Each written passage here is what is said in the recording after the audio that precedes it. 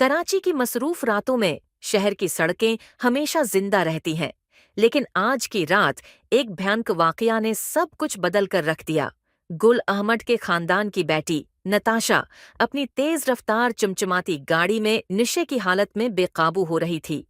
इसकी आंखें सरख थीं और चेहरे पर गुरूर की एक ऐसी चमक थी जैसे उसे दुनिया की किसी चीज का खौफ न हो। गाड़ी तेजी से सड़कों पर दौड़ रही थी और नताशा को अपनी रफ्तार का बिल्कुल अंदाजा न था।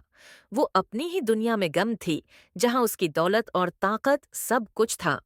अचानक सड़क के किनारे खड़े 5 गरीब मजदूर, जो अपने दिन भर की मशक्कत के बाद घर लौट रहे थे, उसकी गाड़ी के सामने आ गए।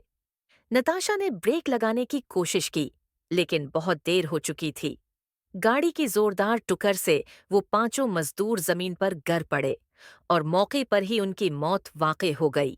गाड़ी के अंदर बैठे नताशा की आंखों में लम्हे भर के लिए खौफ झलका, लेकिन फिर उसके चेहरे पर वही गुरूर वापस आ गया। मैं नताशा हूँ, गल अहमद की बेटी। कौन मेरा कुछ बिगाड़ सकता है? उसने खुद से कहा। हादिसे की खबर जंगल में आग की तरह फैल गई।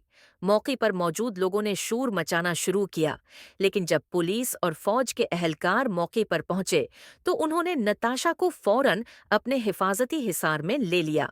लोगों का गुस्सा उरूज पर था, मगर उन्हें खामोश करवा दिया गया। ये मामला बड़ा है, तुम लोग कुछ नहीं समझ सकते, पुलिस अफसर ने हजूम को डांटते हुए कहा। नताशा को फौरन वहां से ले जाया गया और उसके खिलाफ कोई कानूनी कार्रवाई नहीं की गई। दूसरी तरफ गरीब मजदूरों के खानदानों ने इंसाफ की फरियाद की, लेकिन उनकी आवाज को नजरअंदाज कर दिया गया। हर तरफ से यही खबर सुनने को मिली कि नताशा को रहा कर दिया गया है, क्योंकि वो ज़हनी तौर पर बीमार थी। लेकिन शहर के लोग जानते थे कि ये सिर्फ एक बहाना है। ज़हनी बीमार या फिर अमीर होने का फायदा? एक बूढ़े मजदूर ने तल्खी से कहा।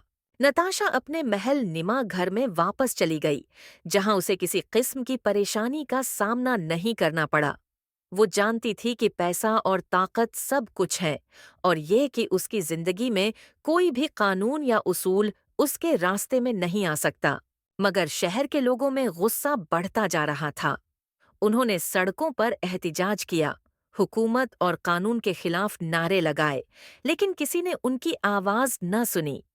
ये मुल्क अमीरों का है, यहाँ गरीबों की कोई अहमियत नहीं, एक एहतिजाजी ने रोते हुए और कहा। यूं ताकत और पैसे का खेल एक बार फिर जीत गया। लेकिन उस कहानी का एक गहरा सबक था। इस दुनिया में जब कानून अमीरों का गुलाम बन जाए, तो इंसाफ का जनाजा निकल जाता है।